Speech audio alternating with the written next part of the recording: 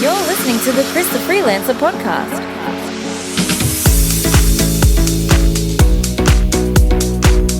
Hey everyone, welcome to the Chris the Freelancer podcast. This is the podcast all about location independence, time freedom, and living life on your terms. Each week we interview a new guest on the show, and today I'm sitting down with Blake Moore, a former recruiter, now growth hacking digital nomad.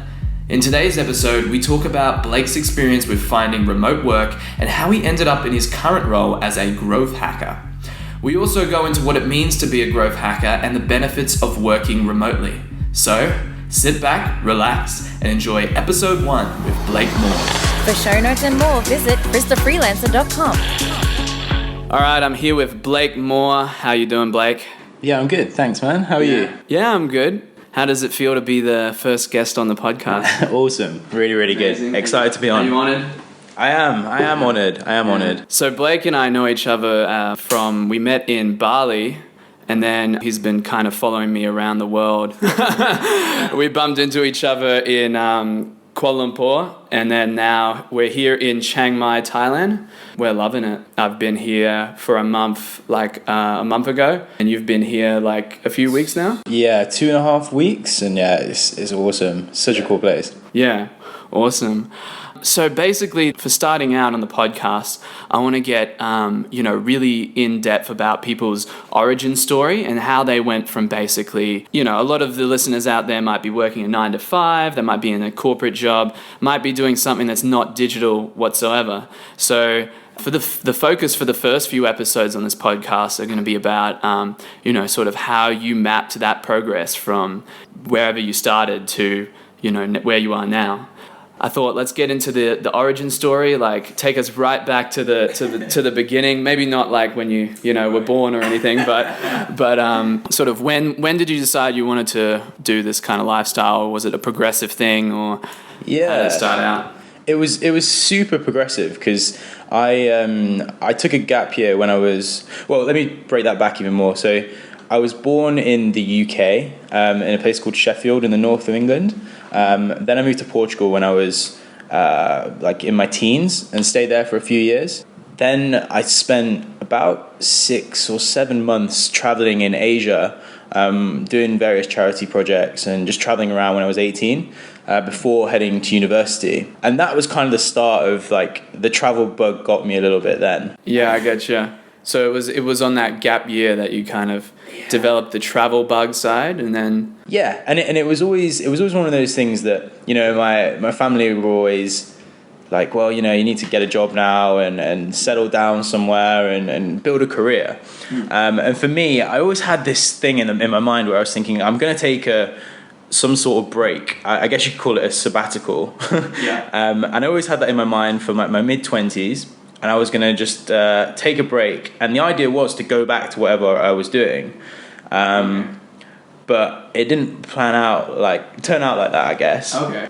Yeah, so I basically went then to university in Southampton, then moved to London with a couple of friends, and worked in the recruitment space, which I didn't really...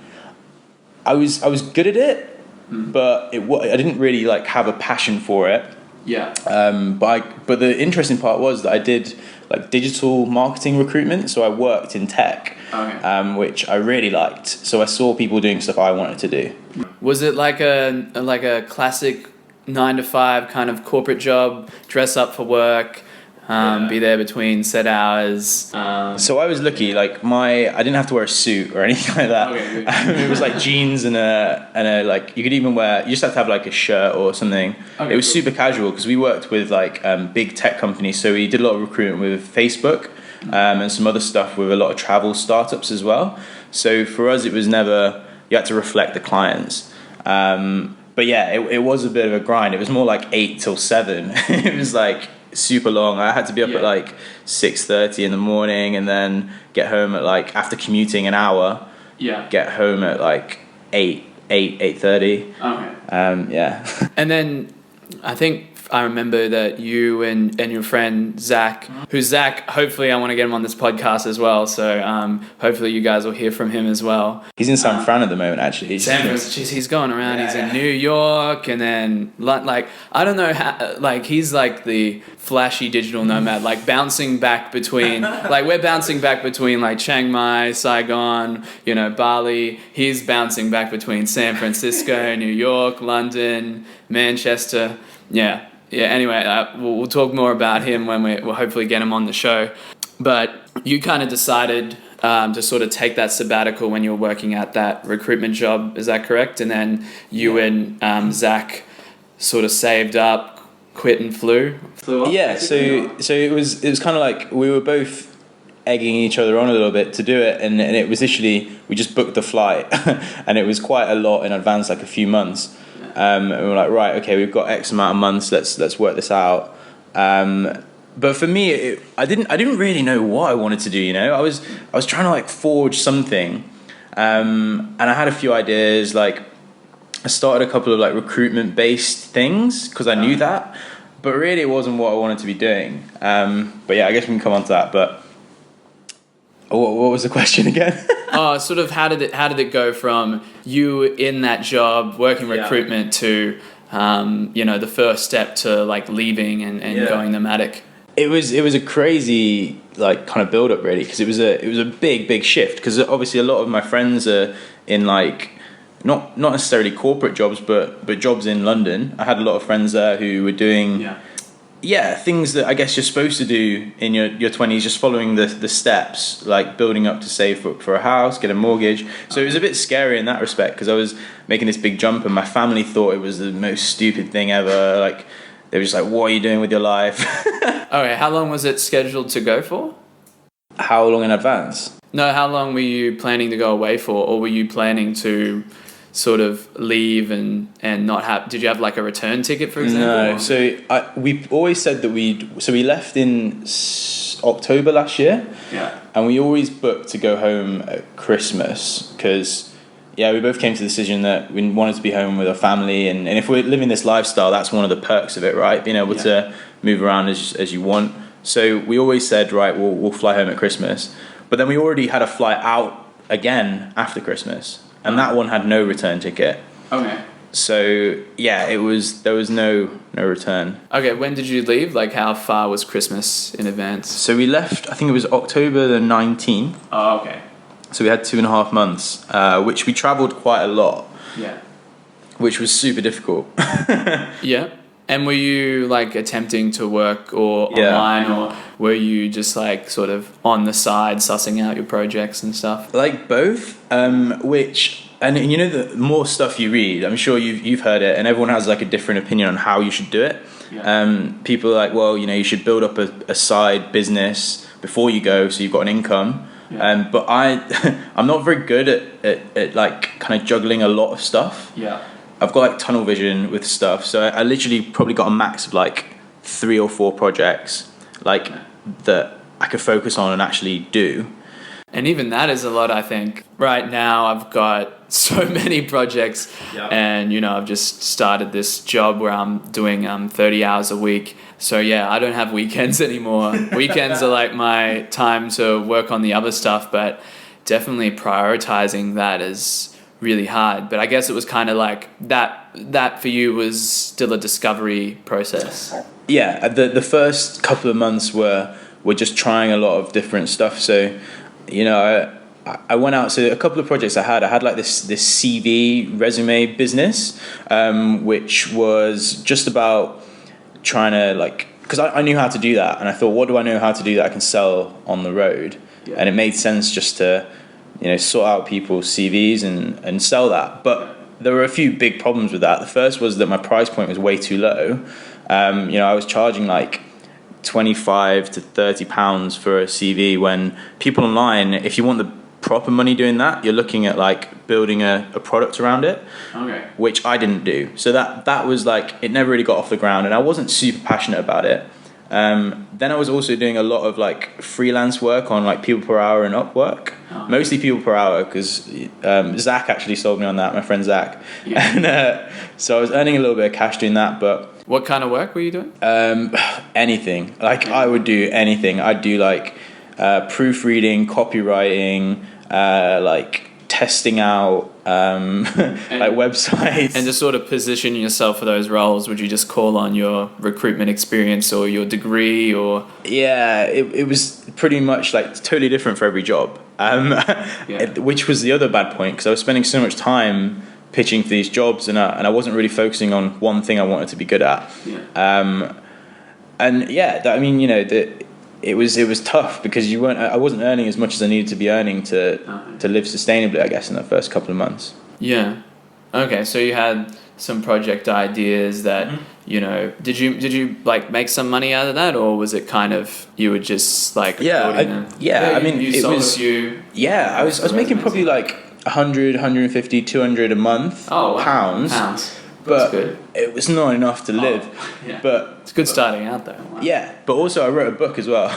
Oh, really? Yeah, but that was another thing. Yeah, I wrote a book about my journey in recruitment.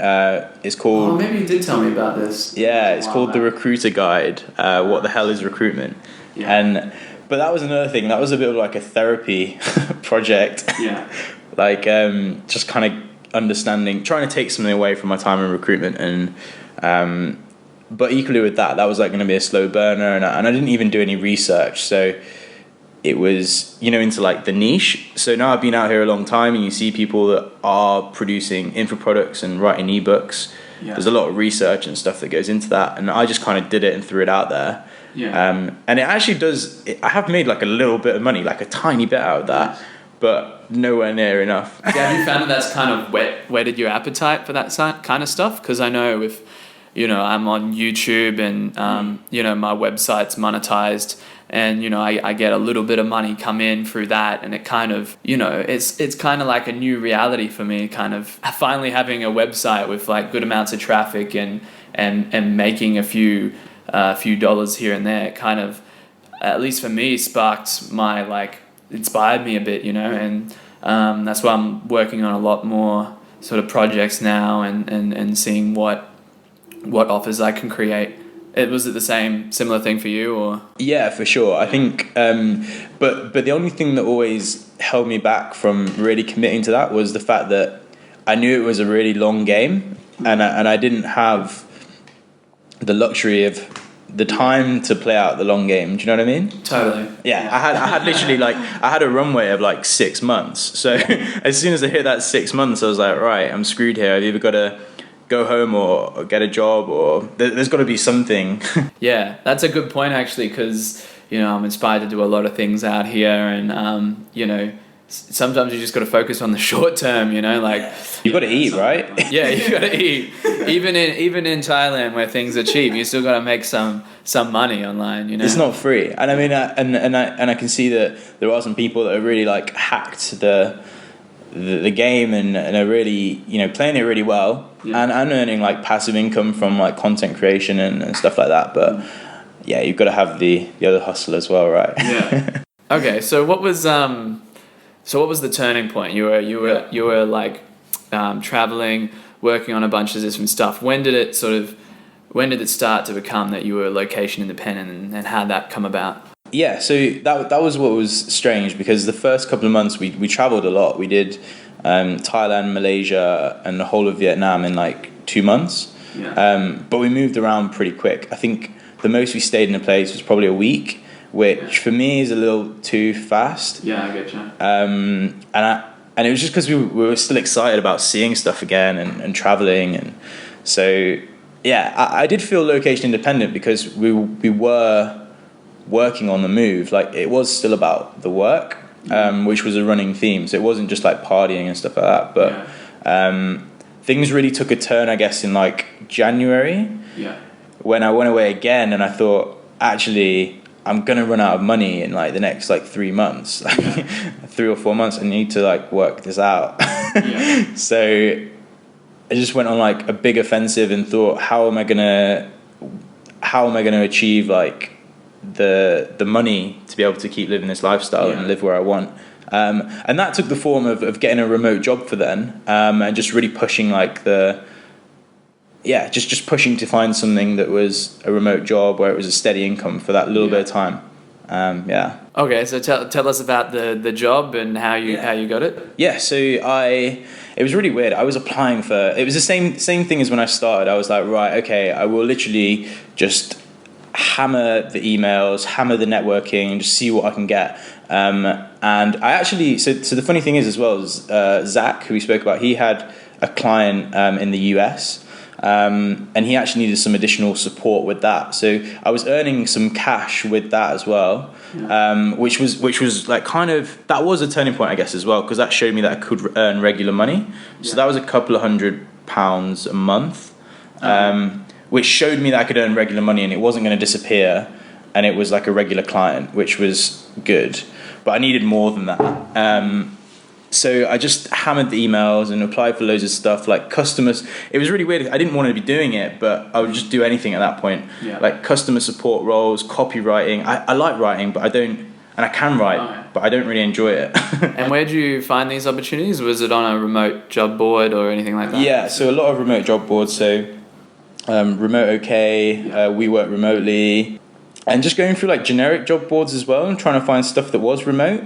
So you can find a lot like on Indeed where it's like someone who is looking for someone remote, but it isn't necessarily advertised as that. So you can kind of figure it out, read between the lines. Yeah, and I read, this didn't work, but I did it. I made a list. I just kept finding lists of all remote companies and just first of all checking if they had any positions and then just firing out emails. And it did in the end. Like I had a couple of things that came through that could have developed, but I didn't take them through that. So if anyone's looking to find a remote job, I definitely suggest doing that. Just actually reach out, because half those jobs aren't advertised. You just got to like make the job. So these were companies that weren't advertising at all, or companies that were advertising but not necessarily remotely? Companies that worked remotely. So you've got like Automatic, Buffer, companies like that. You know, there's a ton, and there's lists out there of all these companies basically. And I just kept reaching out systematically to like hiring managers within there, which is where the recruitment training paid off, I guess. And I mean, within that, I did build up a good network within that and got a few opportunities come through, but it took a bit of a while to get them. But then what I did end up doing, I actually applied for like a content role, and then did some work on the content. It was just about tech, which I was interested in. Then that developed into, I met the guy, was introduced to the guy who needed some help on like growth hacking and like growth marketing. And he was like, okay, cool. Well, I need help. Like, do you want to have like an interview to help me with some of my clients? And I was like, yeah, that's exactly what I want to be doing. Like, sure, like I'll 100% do that. Like, where do I sign up? And that started off just like, I spoke to him a lot about this position, this one client in particular that I work with now. And eventually he was like, okay, cool. Well, here you go. We need like 10 to 15 hours a week on this. And that was perfect for me. And that was just like that, along with the stuff I had with my friend Zach, was like steady income. And I just wanted to build up my funds again and get some more cash, and that worked perfectly. Awesome. And whenabouts did this all happen? This is pretty recent, or? Yeah, so I started searching for as I said, in January, and I started that towards the end of January, at the start of February. So I've been doing it like 6 months now. And that's led to a load of other clients and opportunities and spin-off clients that I work with myself out of that. And it has a lot of pros to it, which is cool. Awesome. And what would you attribute most of your success to in terms of being able to find these location independent jobs and being able to like really good ones where you're working on interesting stuff, was there any sort of, did you invest in your education at all, learn on the job, or did your time at university or recruitment prepare you for this stuff? Like what do you think really helped you in that regard? What gave you an advantage? Recruitment, for sure, because I've always had an interest in tech and digital and just the internet as a whole and marketing. And with that job, I just kind of fell into that sector. So I built a really solid network within that as well, which was cool. And then it just kind of made me think, I want to be doing that. And then when I came out here, it naturally just progressed that I was like, yeah, I can do that now. Like, why not? Okay, so it was I just made it happen. It was good that you were working in that digital niche within recruitment, because as we kind of all know, it's like the digital jobs are the ones where you can be location independent and go remote. Yeah, and it was that kind of swung it, I guess, and it was good to have some insight into how those companies worked. Mm-hmm. So when you are speaking to people and networking, you're not just going in blind and just trying to throw some sort of experience you've had and match it up with what they do. Yeah. I actually had some valid experience, which was good. It might not have been quite right, but it was something to work with. Okay. So what, with this whole thing, I guess you could be, I'm sure you could be back in London building a career there. What's sort of the motivation to work in travel? Is it the travel, or is it having that freedom to live where you want, or do you prefer living in Asia, for example, or what's sort of the motivation? Because I like to find that out from people. Some people, and I've surveyed my audience, some people want to travel, and I think that was the thing that motivated me to get into it initially, and it still does motivate me. But some people just want to live outside their country, or build have freedom in their work, so they want to have a freelance business. Or maybe they want to get involved in co-working, which I guess is a side effect of all of this stuff. But what was your motivation, and what continues to be your motivation to kind of live this lifestyle? Yeah, just having the freedom in the way I live my life and the way I work. I'm quite career driven, which I think is a big misconception with digital nomads. We spoke about that before, and it's. People do think that we're out here to live an easy life, but I really enjoy working hard and building cool stuff. I'm not here just to freeload and earn enough to get by. You want to be successful still. So, but having the opportunity to actually focus on projects I want to work on and have the freedom to manage my time the way I want, that's what I really value.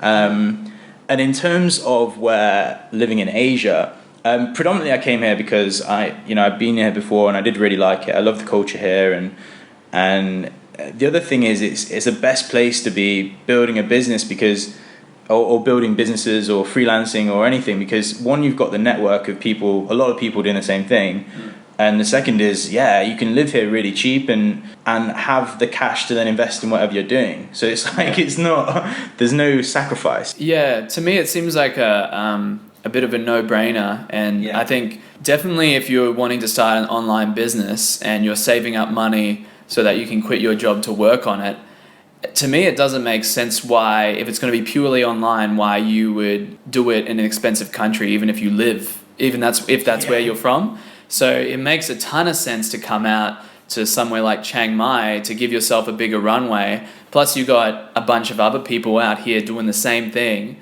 And I mean, I wasn't drop shipping at all, and now I'm going to drop shipping meetups. I'm still not technically drop shipping, but I'm like, oh yeah, maybe I should get involved in this. You know what I mean? It's crazy, the entrepreneurial influence out here. I sit at the table. It depends. It's co-working space, so it varies. But sometimes I work at a table where everyone's earning I've got a 21-year-old at the table earning over $2,000 to $4,000 a month. Passive, basically. We've got Johnny FD, some of you might know him, and another guy I'm working with called Max.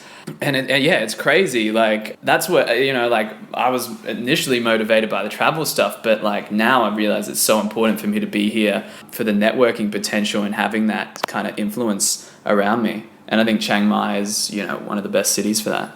Yeah, I totally agree. I was in two minds about coming to Chiang Mai because I just wasn't sure if it was where I wanted to be, because I do really like being near the beach, and if I can live anywhere in the world, why not live near a beach? But but then I came here and I was like, well, actually, I'm getting so much out of being around these people that are doing really well and doing cool stuff that yeah, it's a no-brainer really to hang around here. Yeah.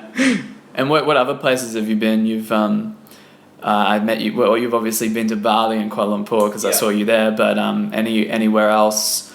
Any interesting like places you've been and any experiences in that regard? Yeah. So as I said before Christmas, it was quite like rapid travel. So I'd been to Thailand quite a lot before, like a few trips here. Yeah. So we came here for a couple of weeks just to kind of adjust and kind of decompress from London and just kind of reflect on everything, which was good. So spent some time in the islands then, like in Koh Phangan, which was good. But then we went to Kuala Lumpur, which I've kind of fallen in love with a little bit. Oh, really? Yeah. Yeah, we've got friends that like it as well, and I don't like it at all. No, I really like it, and I think the reason why I like it is you've got the benefits of being in quite a Western feeling city, with really good infrastructure.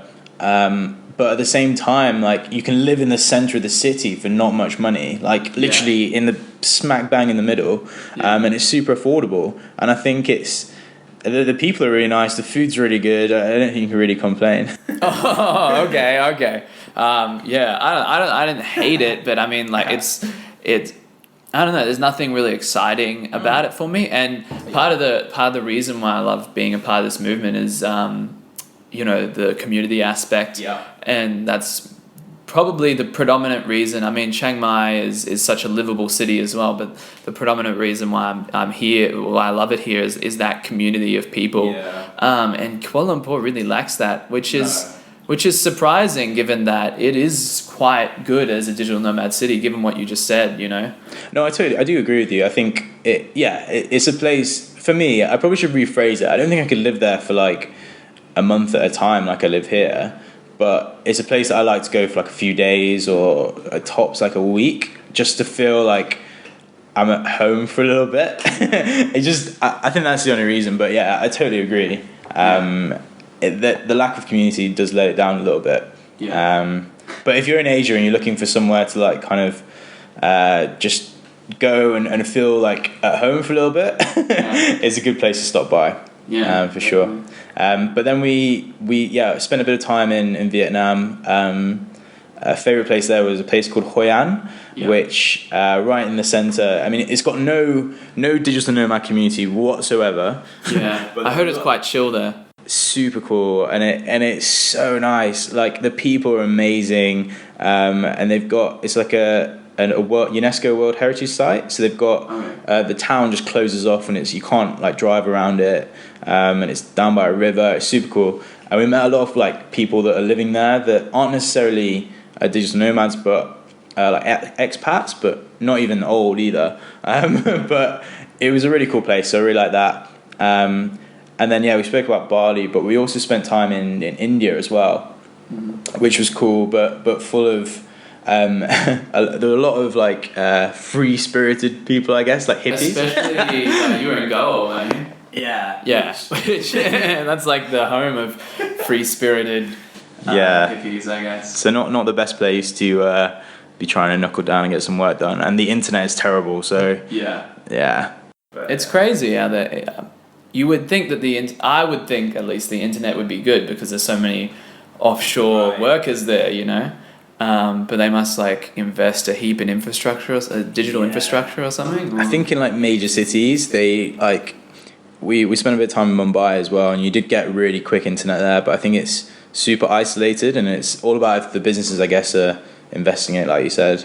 Yeah. But what's been your favourite spot apart from Chiang Mai? Apart from Chiang Mai, Koh Lanta probably. I don't know. I just can't go past Thailand. It's just even though like Koh Lanta is a different, completely different in Chiang Mai. It's still Thailand, and it's funny actually. I didn't realize because I never focused too much on. Which is really weird as I'm a digital, like I work in digital or whatever, but I'm not like I don't know much about internet speeds or stuff like that. Like if the internet's good, the internet's good kind of thing to me. But what funny thing I've realized is the internet's actually better in Thailand than in Australia.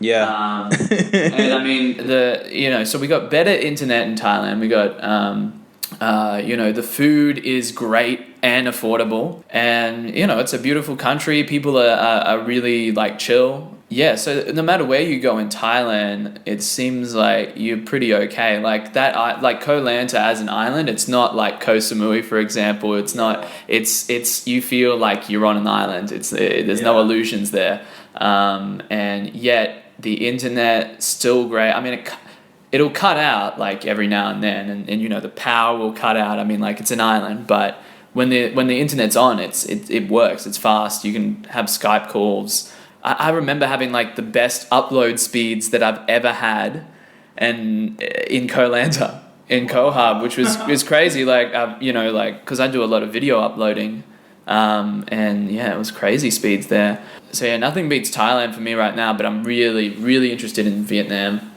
Yeah, Vietnam's cool. I think I did really like it. I didn't like Ho Chi Minh though. We only spent like 2-3 days there, like not very long, but it was just so hectic. Yeah. Which wasn't like I'm not a huge fan like of really, really big hectic cities. Like I don't really like Bangkok that much. Yeah. But I guess that's just personal preference. But then everyone raves about it, so I'm sure it must have some good qualities. Yeah, it's totally different strokes for different folks. And you just and even the way you talk about how like, well, it's a no-brainer. If I can work anywhere, why wouldn't I work near the beach?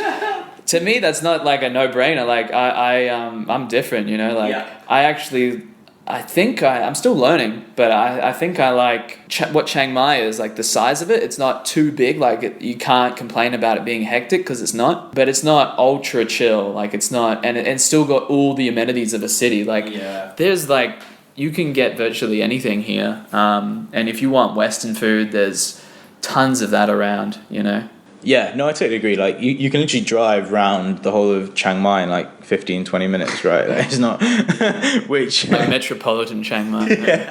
Yeah, which is perfect, and you're like a stone's throw away from like the mountains, and you literally just drive a tiny bit out of town, and it's beautiful like scenery. So yeah, no, I can totally see that, and it's interesting. I'm the same as you. I'm still like kind of learning exactly where I like, which I think will be. So my plan is to spend a bit of time out of Asia towards the end of this year, and I'm just trying to work out where I'm going to go. But it'll be somewhere like in Europe or close by, maybe Morocco or something, just to try and sample somewhere else that's not Asia, because I've just spent like so much time here now. Yeah. All right. Well, I think we've whetted the audience's appetite enough for travel.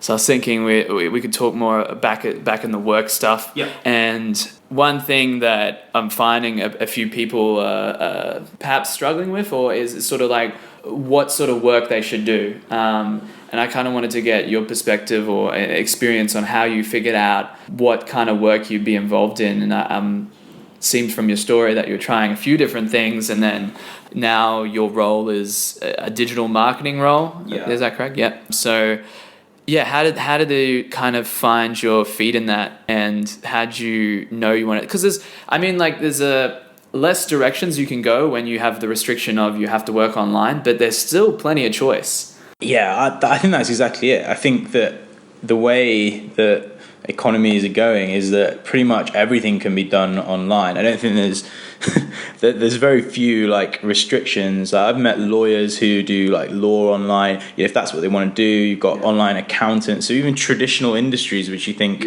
aren't transferable really are. But in terms of working out what you want to do, I guess it's just like, because you're never going to get a chance to do exactly what you want to do. Which was the big thing for me. I was like, well, what do I actually really, really want to do? And I wanted to, still be involved in businesses. I wanted to be a little bit more creative in what I did. And it was just about kind of, just assessing what was out there. I tried the whole writing thing. The whole writing thing? Well, yeah, I tried that. But are you saying that because a lot of people try that? Or? Yeah. So, I tried it, and it wasn't for me. Like, I've got, we both know my friend George, who he loves to write, and he can churn out thousands of words in a day and really enjoy the process. But for me, it's just not it's not for me. But I'm a little bit more analytical, I guess. Okay, that's cool. But also like the creative element of like, just working in and around websites and thinking up new ideas. But it's difficult. I think there's no kind of one size fits all, I guess, and you just gotta kind of really understand not even what your skill set is, but what you actually want. Because you can learn it. I'm sure it's like you did, you learn how to be a developer and then that kind of then led to the marketing and you can literally learn all this stuff as you go. So if you want to do something, just learn how to do it and then go do it. Learn how to do it and go do it. It's like the full simple, like dumbed down to like the simplest science is like figure out how to do it and do it. Sure, and I think the biggest thing that people like that I've spoke to, friends at home who have been like, that's super cool that you do that and you can work from anywhere, is you've got to understand that people still pay for stuff when it's remote. I think it's a big misconception that because you're remote, people are gonna like think that you deserve a quarter of the money, but you're still doing the same job and doing the same deliverables. It's exactly the same thing. So I think it's not undervaluing yourself and thinking that whatever you do or want to do there's no market for it, because usually, I'm sure, as I've been learning more and more lately, like the more niche you get, the more there's a market there for you to exploit. So don't be afraid to drill down into a niche either. Okay. And how would you describe your niche, and I guess how would you describe what you do for somebody who doesn't do any marketing? And I guess we were actually talking about this at dinner the other night, like growth hacking is a bit of a buzzword. What does it really mean? Like I've read a book on it and I still don't know what it means. Like really, I have some ideas about it, but for people listening, maybe they're, not in digital at all, or maybe they're, a beginner. How would you sort of describe what you do and what would be a good path to get into that? Yeah, so you can kind of have like a very varied skill set I always hate, I don't know, I'm still working out if I really like the word growth hacker. Because as you said, it's a buzzword and I don't know, like if it's the right thing to call it. But basically the whole focus is just implementing processes and analyzing how businesses work and helping them grow bigger and faster. That's the kind of nuts and bolts of it, and you achieve that through a whole host of different methods. So you've got kind of the optimization stuff online, looking at the content strategy and how you're going to implement that and build on that. There are a ton of different ways that you can build a business and help it grow, and it just depends. It's on a case-by-case basis, so you have to be quite analytical. So I have to do a lot of like analyzing data and just understanding sales funnels and how people are becoming paid members of a platform and stuff like that. So it's all about just grinding out the data and thinking of ideas of how we can convert more users, basically. But it doesn't really matter how you get to the end result, but the end result has to be growth. That's it. And there's this thing as well, which is like, I don't know if you've seen it. It's like the T-shaped marketer. Have you seen that? No, but I think I've heard about it. It's basically like that's what a growth hacker is, like a T-shaped marketer. So you're not necessarily, an amazing writer, but you're a good writer, so you can write good content. But equally, you're not like a data scientist, but you can understand and interpret data and offer suggestions based on that. Then you're not, like an A/B test expert, but you can build a hypothesis and implement an A/B test and really learn from that. So it's like about having a lot of different touch points and then bringing them all together and appreciating different parts of a business. Okay, cool. I know that's pretty... Yeah, I'm sure it's like some people are like, okay, I still have no idea, but like growth hacking, there's books out there that you can read if you're interested in more about that. But what would you say like is your day-to-day activities? Do you on that T, are you working in one side a bit more than the others? And so my kind of, I do a lot of content stuff. Because, like I said, it's not something I really enjoy a massive amount, but I'm pretty good at it. I hate when you're talking about your own qualities like that, but Yeah, so it's something that... Just say it's a strength of mine. It's a strength of and mine. nobody can hate you for that, I don't think. Yeah. It doesn't sound like bragging if you say if it's a strength of mine. So the content strategy is a strength of mine, and actually producing that if I need to is a strength of mine. But then I do side a lot towards the product side as well. Which is interesting because I know it's like kind of, there is this big digital marketing aspect, like the optimization stuff, but yeah, I really enjoy the product stuff. So working out how these technology products, what they're doing right and how we can emphasize that, and what it is they're doing wrong that we need to address and change the direction of the product. And yeah, so I really enjoy that stuff. So I do that a lot day to day. And did you learn all of this on the job, or did you, did your boss like sort of send you resources or put you on a certain path? So it was a lot of learning on the job. I was pretty lucky because I had a lot of understanding of digital anyway from a previous job. So I knew a lot of the terms and understood how it all worked. Yeah. But I didn't really have a clue like about how like product development worked and how you map that out. And yeah, I didn't really have a clue, and I learned it all kind of as you went along. Like Google is an amazing resource, and especially working remotely, it's perfect because say you might be, I spend a lot of time on Slack. You might be there, typing away to a client and talking about something, and they might say something and you're totally thrown and you're like, I really don't know. And it takes 2 seconds to find out what it is, and you can usually work it out because you've been speaking about it. So Awesome. There's another benefit to going remote. For sure. All right, cool. All right, so let's go back even further again. Right. And I just wanted to talk about if there was any sort of barriers to sort of living this lifestyle, and these sort of challenges. Some people have financial commitments, relationship commitments. I understand you weren't like had a mortgage or kids or anything, but was there anything kind of holding you back? And maybe it was even mental that was holding you back from this, or that wasn't really a struggle for you at all? No, there definitely was. I think it was fear of making the wrong decision.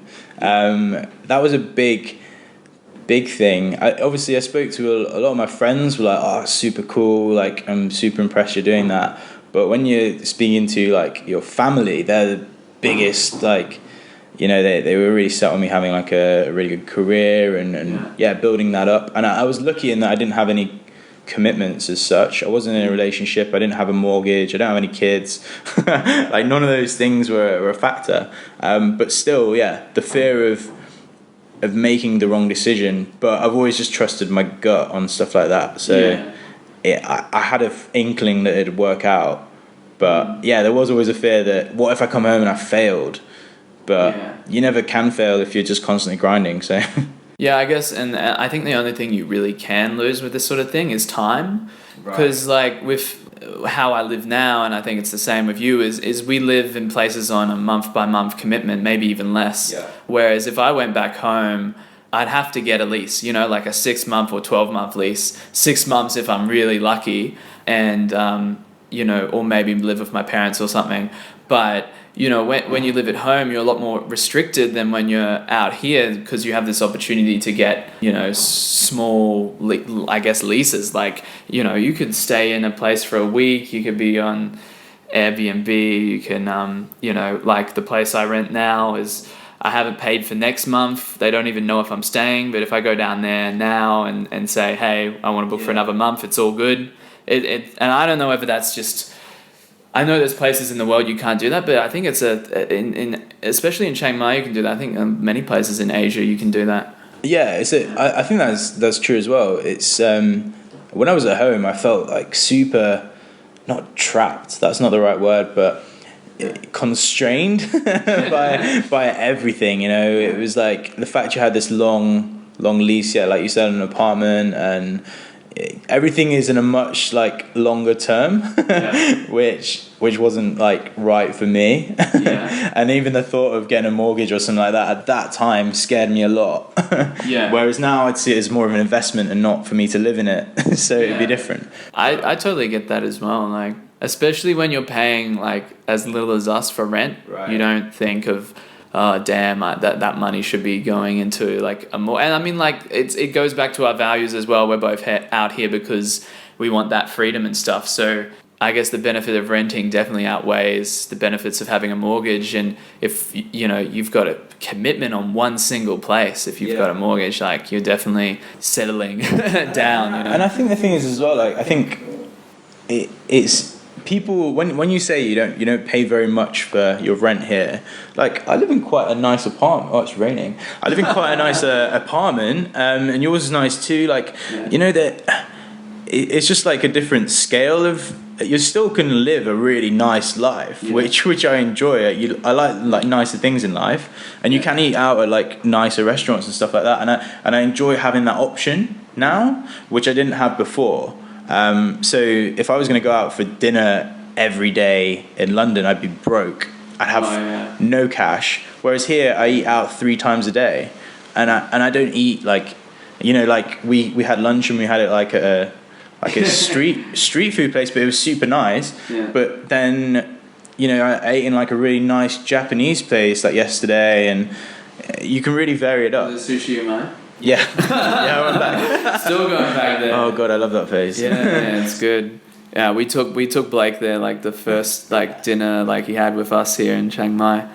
But yeah, like going back to what I was saying, like it's just the only thing you risk is time. And I mean like you could be wasting time back in a job that's not getting you anywhere back home as well. It's a bit give or take, but if you really want to, you want to live this, you want to travel a bit, you want to see the world, there's generally like, I mean, yes, you're going to, like miss out on a few months or years of grind or something back home. But I mean, the amount of stuff you can achieve, like as a digital nomad is, you can achieve more, if not greater. And if you totally like stuff it up, you still have a learning experience and you still experience the world. So I've never heard anyone say like, oh, I did remote work and travel and now I fully regret it. Like there's not many. Yeah, it's not a big risk, I don't think. But I think as well, I feel really lucky to have found this lifestyle at such a young age. Yeah. I meet a lot of people. You meet a lot of people here who are a little bit older and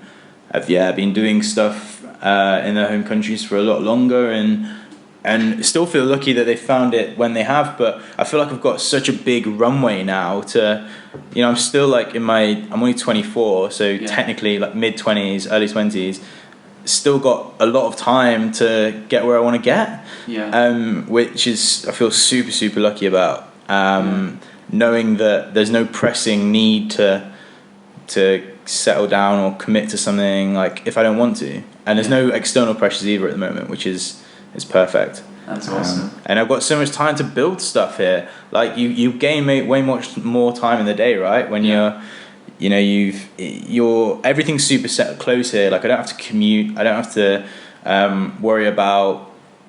The commute was the biggest one, which has sucked all my time, like 2 hours of my day. It'd be crazy. Yeah, but now I don't have that. So I've instantly gained 2 hours of my day that I can work on personal projects that I want to do, which I can see earning money in the future. Do you know what I mean? And you have some great opportunities to do stuff. Yeah, we could probably talk about like the benefits of living out here for like forever, but we're coming to the end of the allotted time. So I just wanted to finish on, what sort of what projects you're working on, other things you've done along the way.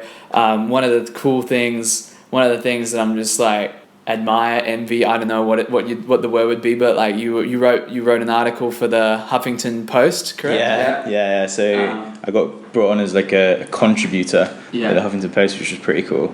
Can you tell us how you achieved that, or?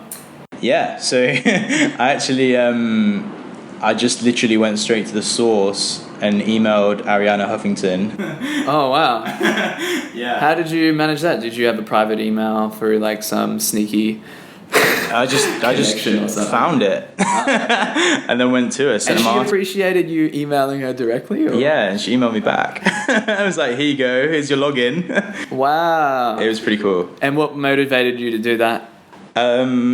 Just to share. I think it's super easy to live this lifestyle and be super wrapped up in what you're doing, but I think it is important to share, and it's something that share what you've done and try and help other people get the springboard to do it, because it's easy to just get, so you see it here, so many people get caught up in what they're doing, but if you have a spare half an hour, you should really commit to just helping out and trying to help people on their way. That's something I noticed, like the lack of content. I mean, like, people have been doing this for 8 years now. Like, I think especially ever since 2007 when the 4-Hour Workweek came out, I think that was kind of the birth of it. But now recently somebody's given it a name, and it's just reaching the point now where I think it's going to explode. Maybe not explode in like crazy, like everyone's rushing over, but there's a good presentation if anyone wants to watch by Peter Levels, and talking about how he believes there's going to be 1 billion nomads by 2035, I think it is, or 2050 or something. And there's a number of factors which go into that, and it goes down to like the availability of cheap flights, and the fact that everyone's kind of cluing onto this. And I think as people kind of see that what it is and look at the upsides and downsides, I guess the pros and cons of remote work, they're gonna start to feel more comfortable with it and actually consider it. Because I don't know what it's like in the UK, but in Australia, I think the culture is definitely, remote work, They just say no. They don't even think about it. They're just like, nah. They put it in the same category as, say, hiring an offshore person in the Philippines to do customer service or something like that. They see it as the same, like, offshore call center, and that's all they think about. But it is expanded since then, and we're living it, so we know we can see it, Yeah, and there's so many cool resources out there, like of just people like documenting the journey, I guess. People on YouTube like yourself who are putting out content of just how you found it, and it's super interesting. I think it's there's going to be, like, you give it like 5 years, there's going to be so much out there, and it will be super interesting to see like what the uptake is of the lifestyle. I think it will be pretty gradual. I don't think there's going to be any like sudden like spurt, but I think you will gradually find people that are just seeing it as a viable option. Awesome. Yeah, that's a good place to end it, and we're actually coming up to the end, and we both got to get back to work. It's not all work, it's not all play here, there's work involved as well.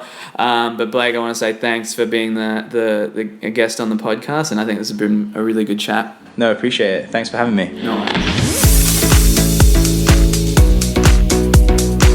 Alright guys, thanks for listening. If you want to find out more about Blake, as well as everything else we talked about in today's episode, you can find all of that information and more in the show notes. Just head to christhefreelancer.com/podcast/Blake-more.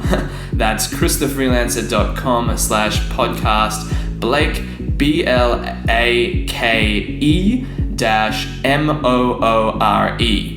And as always, thanks for listening, and we hope to see you in the next episode with Zach Young.